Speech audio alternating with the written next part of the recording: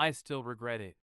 It's been 35 years, and I still regret leaving her.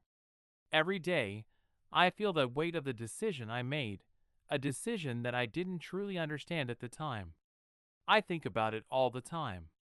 There are moments, fleeting but sharp, when I catch myself reliving the whole thing.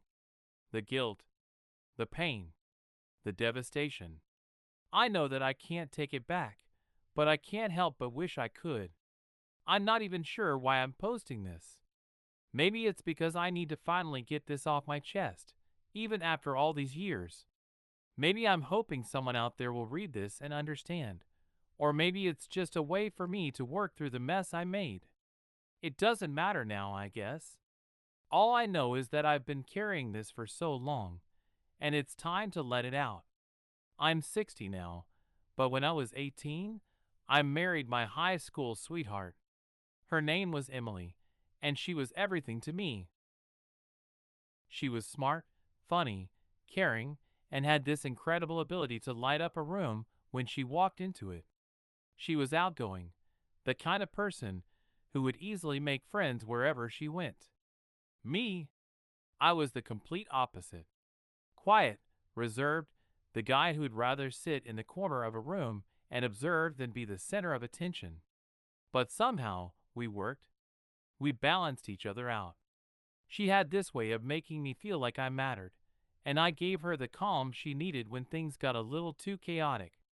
We got married young, and by the time we were 25, we had 2 kids, both small at the time, and life was simple. I was happy, really.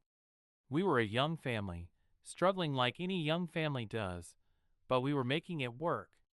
The kind of work that's full of love, if not always money. I thought that was enough. I thought that was all we needed.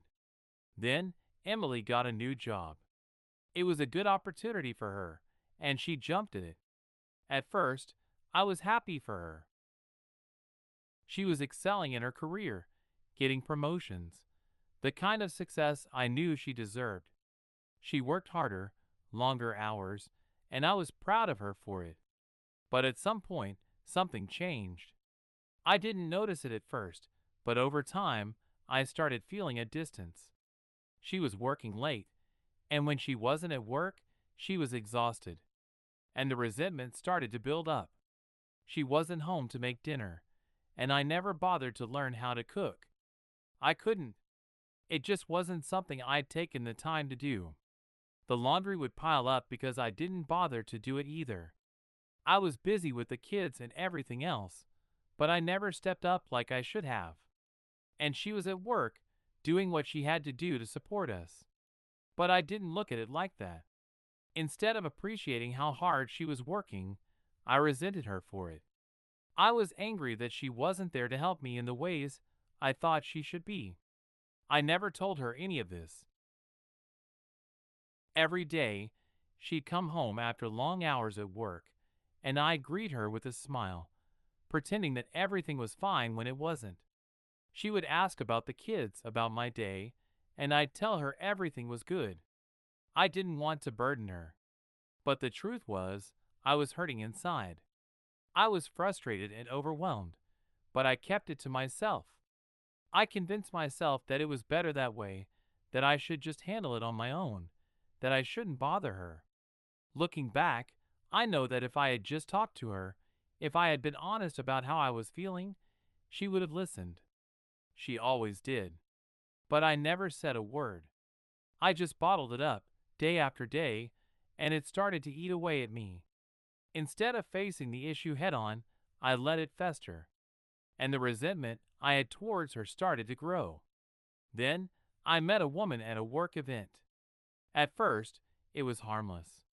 Just a little conversation here and there. But over time, it turned into something more. We began talking on the phone, and before long, it became a regular thing. I didn't intend for it to go the way it did, but it did. She was attentive, she listened, and for the first time in a long time, I felt heard. It felt good. I told myself it was just a friendly thing, nothing serious. But it wasn't. It wasn't just friendly anymore. Things got inappropriate quickly. I didn't stop it. I didn't put an end to it because deep down, I didn't want to. I didn't want to feel alone anymore, and she made me feel anything but that. I knew it was wrong. I knew what I was doing was hurting my marriage, but I couldn't stop myself. I should have walked away. I should have told her we couldn't continue this, but I didn't. And then, after everything, I did something I can never take back. I wrote Emily a birthday card. I told her how much I loved her, how incredible I thought she was, how grateful I was for everything she had done for me, for us. I told her she was amazing. I meant every word. I thought that card would make up for all the things I hadn't said, for all the things I hadn't done. But 2 weeks later, I walked out. I left her. I left her. I walked away from everything we had. I didn't think about how much I was hurting her. I didn't think about the pain. How would you feel if your partner hid their affair for months or even years? Write in the comments. I was causing. I didn't think about the children or how my absence would affect them. I didn't think at all. I just left. Looking back now, I don't know what I was thinking. I was so lost in myself and my own frustrations that I couldn't see the damage I was doing. I couldn't see how much I was destroying everything I'd built. And the worst part was, she never yelled at me. She didn't scream or throw a fit. She just stood there, quietly watching me pack my things while our children were in the other room, completely unaware of what was happening. She didn't try to stop me. She didn't fight back. She just silently cried, her tears falling without a sound. I've never seen a person handle pain with such grace. But it made everything so much worse. I had broken the best person in my life, and I could see it in her eyes, even though she tried to hide it. She never let me see how much I hurt her, but I could hear her crying herself to sleep every night when I had to stay over for something with the kids. She didn't deserve any of it, and yet she was the one left picking up the pieces. And to make things worse, she lost her job. She couldn't manage the school run or make arrangements for the kids with all the extra responsibilities on her plate. So, of course, my alimony payments went up, and I resented her for it. How selfish could I have been? Here was the woman I betrayed, the one I left behind, and now she was the one raising my children alone, trying to provide for them on her own. And I resented her for needing more money to take care of them. How could I not see how ridiculous that was? I only saw my kids every other Saturday, and that was it. I didn't make the effort to see them more, even though I should have. As for the other woman, the one I had been involved with while I was married, well, that didn't last. It fizzled out almost immediately. She didn't want anything serious with me, and honestly, when she saw how much I was struggling, paying out alimony, I'm sure she lost interest even faster. Emily, my ex-wife, was and still is the strongest person I know. She never let me see how much I hurt her, but I could hear it. Every night, when she thought I wasn't listening, I'd hear her sobbing herself to sleep. I had done that to her, and the guilt that comes with it is a weight I still carry. For years, I resented her for taking my money through the alimony. But deep down, I knew it wasn't her fault, it was mine. I had made the choices that led to this point. She was the one raising my kids. She was the one who had to make sure they had everything they needed. And I couldn't even help her without feeling angry about it. How selfish was that? I loved her, still loved her, but I was too proud to admit it. Even though I left her, even though I had ruined everything, it was still her who eventually filed for divorce. I kept telling her I wasn't ready to talk to a lawyer every time she asked, and eventually she couldn't take it anymore.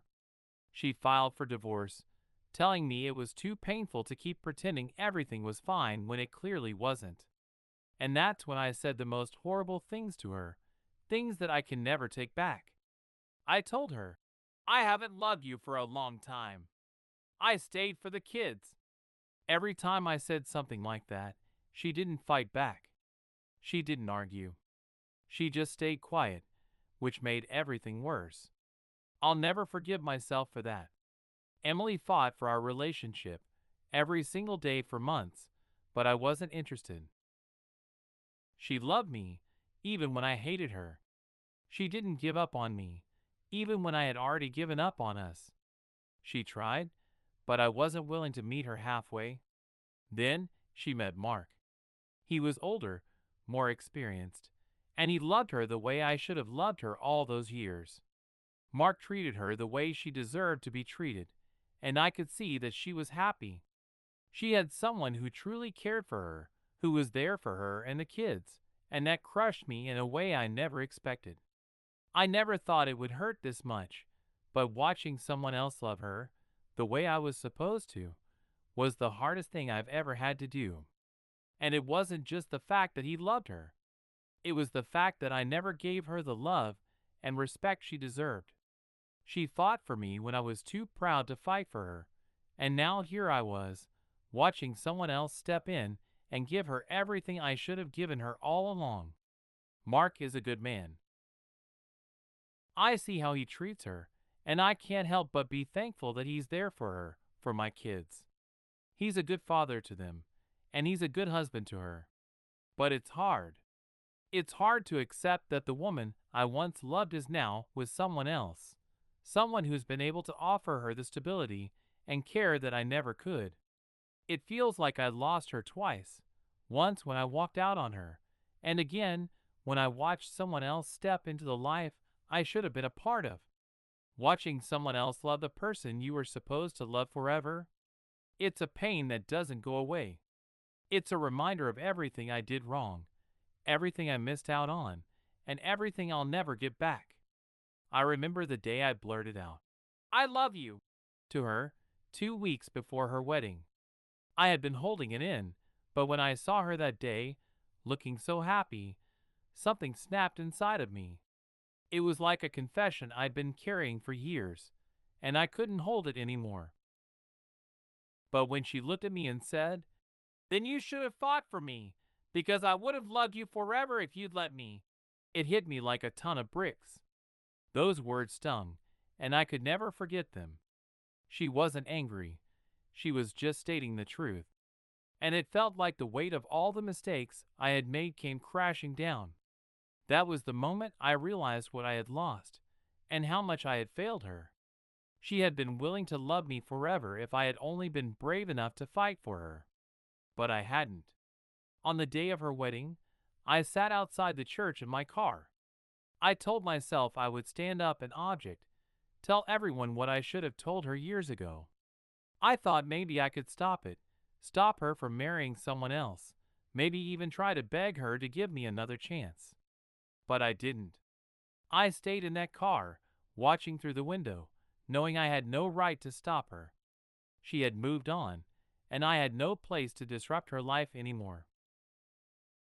That was 30 years ago, and even as I write this now, seeing it on paper is just as painful as hearing it all those years ago. I still feel that sting in my chest every time I think about it. It hasn't gone away. It's a scar that never fully heals. Having to watch her with him all these years has been my punishment.